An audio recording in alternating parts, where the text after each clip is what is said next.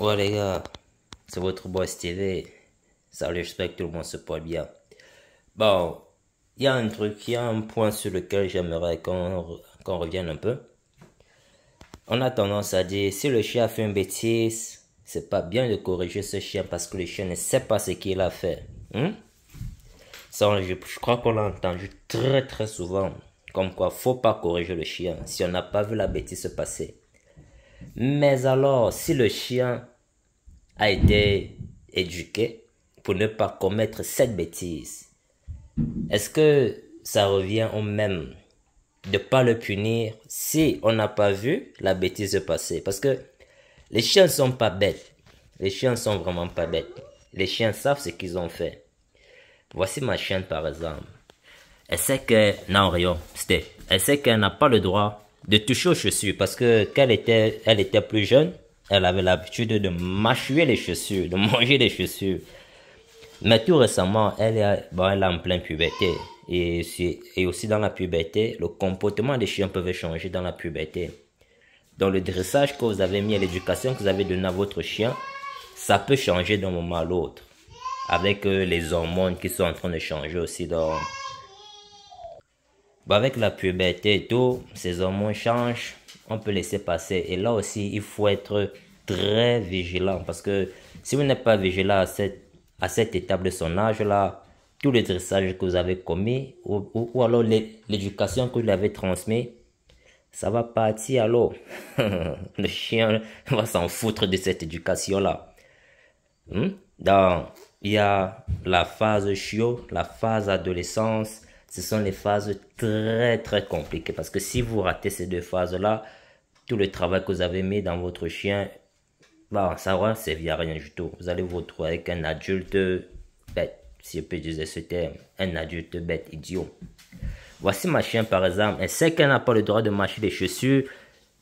Regarde, quand on arrive, oui, j'avais la batterie morte. Dernièrement, je suis rentré, Zayn Alexander, quitte. Bon, je suis rentré dernièrement, mais je suis rendu compte qu'elle a mâchoué certaines chaussures. Et c'était quoi son comportement? Son comportement, c'était un comportement coupable. Très coupable parce qu'elle savait ce qu'elle a fait. Et elle m'a montré un comportement très coupable. Voici la preuve. Rio, c'est... Regardez. Vous voyez ça? Bah, elle n'a rien fait. Hein. Elle n'a rien fait. C'est juste un exemple. Elle sait qu'elle n'a pas le droit. Mais elle connaît le signe. Je vais lui donner la chaussure, je vais piaffer, vous allez regarder. Rio! Vous voyez? Elle se sent automatiquement coupable. Automatiquement coupable. Parce qu'elle sait qu'elle n'a pas le droit de toucher à la chaussure. Mais dernièrement, je suis rentré, je me suis rendu compte qu'elle a mâché les chaussures. Non! Elle a mâché les chaussures. Ce qui n'est pas bien, c'est qu'elle sait bien qu'elle n'a pas le droit de le faire. D'après vous, est-ce que c'était un comportement pour me leurrer ou bien c'était un comportement pour me montrer qu'elle a compris la bêtise?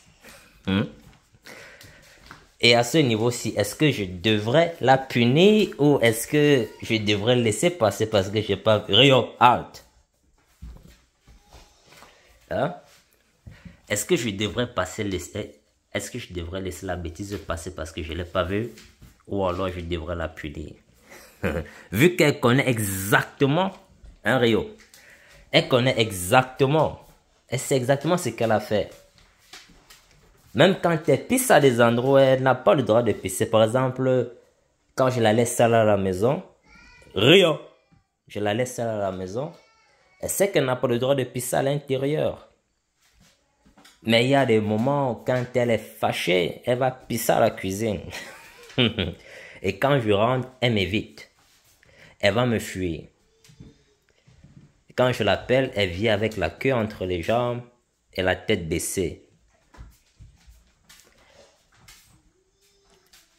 Là, est-ce que vous comprenez un peu où je veux en venir? Est-ce qu'on doit punir Ou est-ce qu'on doit laisser passer parce qu'on n'a pas vu l'action? Ça devient compliqué, n'est-ce pas? Hein, Rio, come viens. Comme Rio. Elle sait qu'elle est bien aimée, mais là, je viens de faire cet exemple. Je viens de vous montrer cet exemple-là. J'aimerais pas que vous essayez d'intimider vos chiens s'ils n'ont pas fait quelque chose.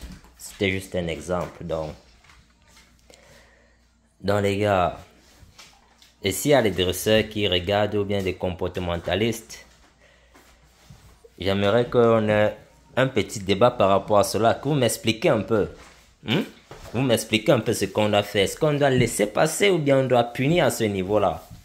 Quand le chien know out, quand le chien sait exactement ce qui est bien, ce qui est mauvais.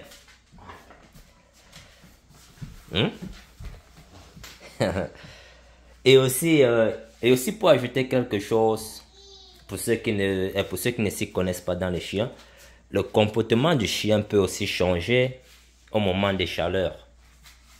Au moment des chaleurs, soit de la chienne, soit du mâle. Le mâle, son comportement peut changer si il sait qu'il y a une femelle en chaleur qui est dans les alentours. Et la femelle, son comportement peut changer si elle est en chaleur. Donc, s'il y a changement de comportement de votre chien à la maison, essayez de regarder certains facteurs. Si aussi l'environnement à la maison n'a pas changé, parce que votre état mental aussi, ça peut pousser votre chat à changer de mentalité, changer de comportement. Donc, de temps en temps, si notre chien change, essayons de comprendre ce qui a fait changer ce chien avant d'accuser le chien de devenir méchant ou bien d'accuser le chien de devenir autre chose. Bon les gars, on se prend au prochain numéro et n'hésitez pas à lâcher un commentaire si vous approuvez ce que je dis ou bien si vous n'approuvez pas ce que je dis. On continue la discussion en commentaire. N'oubliez pas de vous abonner et de partager avec des potes. À plus.